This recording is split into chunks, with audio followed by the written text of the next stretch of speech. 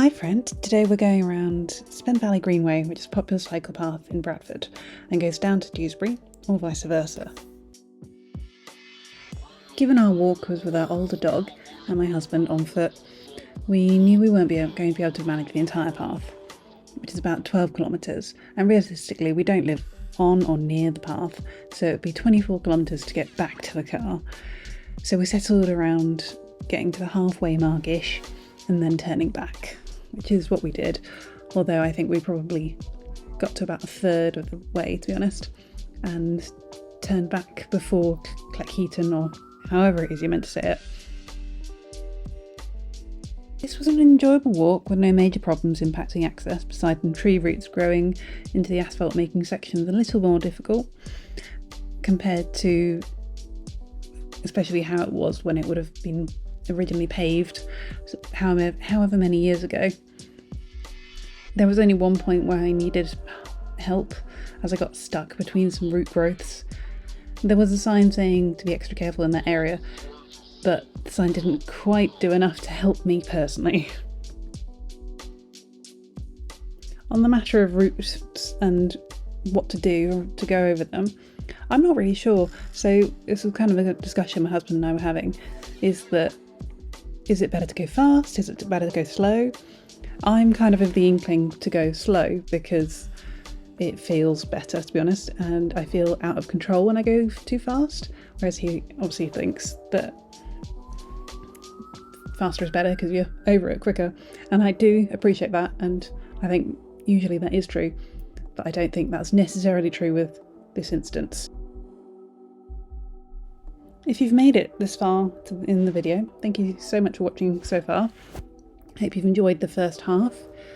I just wanted to say a little about us. So this channel is for adapting health, which could mean any number of things. So for me personally, it means living with a disability and trying to be a healthy version of myself, being physically active, eating well, sleeping well, all the other pillars of health. At the moment, our content surrounds going around West Yorkshire and going on walks mostly, just because it keeps us active and I think it's useful.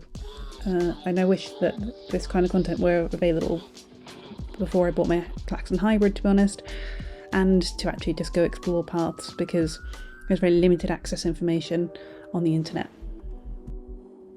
At this point we turned onto Lath Hall Avenue just to see where it was and mark it on a map, because if we continue this path we'll start here rather than duplicating or go back ourselves.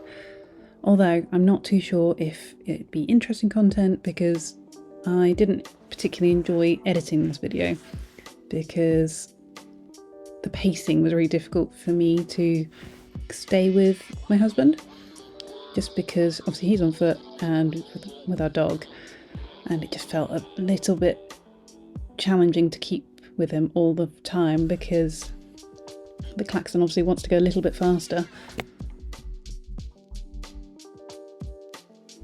So if you are interested in seeing more of this route, please do let me know and we will do our best to keep going back. It might be in two stops, it might be in 3, not sure. But there are also some sculptures around the path which look quite interesting. We only saw 2 signs that were kind of food for thought more than anything. Around this point we saw 3 little bunnies in the field, and they had little white fluffy tails and they were very cute and just like hopping about. Had a great time.